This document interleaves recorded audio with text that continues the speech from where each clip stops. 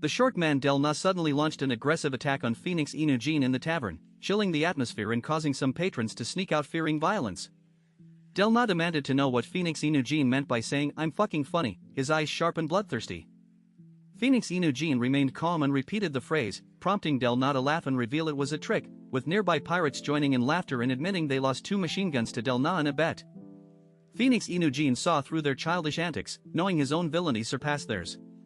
Del Na then informed Phoenix Inujin that someone wanted to see him, interested in his earlier words, and Phoenix Inujin smiled, anticipating that greedy pirates would take risks despite the Celestial Dragon King's forbid dance.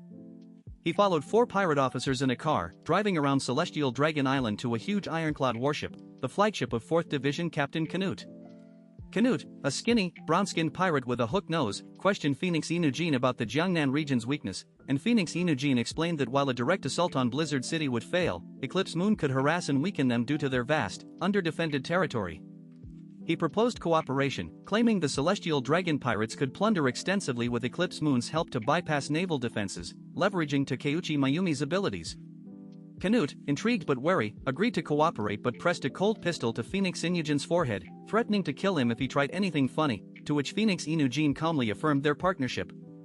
Meanwhile, Zhang Yi returned to Tianhai City for a day, gave the 4 gene drugs to Zhou Core for analysis while keeping some powder for himself, then traveled back to Blizzard City with Liang Yu, Hua Hua, and Yang Xinxin on the special train. Upon arrival, they were approached by 2 Deng family bodyguards who invited Zhang Yi to lunch with Deng Yuanbua, which he accepted after confirming he could bring his companions. Zhang Yi was surprised by the Deng family's invitation, having no prior connection except a past visit at Deng Shintong's invitation, and assumed Deng Yuanbua would be grieving. He deduced the invitation related to Deng Shintong's death and, acknowledging the Deng family's power, agreed to attend. He asked if he could bring Yang Xinxin and Liang Yu, and the bodyguards consented. In the spacious black RV, Zhang Yi used his satellite phone to text Liang Yu and Yang Xinxin, questioning the Deng family's motives, whether friendly or ulterior. Liang Yu expressed uncertainty, while Yang Xinxin analyzed that Blizzard City had few top-tier combatants, and with Deng Shintong's death disrupting power balance, the Deng family likely aimed to win Zhang Yi over to bolster their strength, not target him. Zhang Yi agreed with her reasoning but stated he didn't want involvement in Blizzard City's power struggles. Yang Xinxin advised testing their attitude and leaving room for refusal without burning bridges. After a 30-minute drive, they arrived at Deng Garden, feeling a desolate, grim atmosphere with serious guards, shadowed by the Celestial Squad's defeat and Deng Shintong's death. They were greeted by butler Lian Chang, who apologized for initially overlooking Hua Hua and promised cat food, pleasing the cat. Inside, dozens of beautiful women in Cheongsams bowed in welcome in an opulent, vast living room, impressing Zhang Yi though he feigned composure, while Yang Xinxin frowned at the display. Lian Chang noted Zhang Yi's self-control, reassessing his earlier underestimation.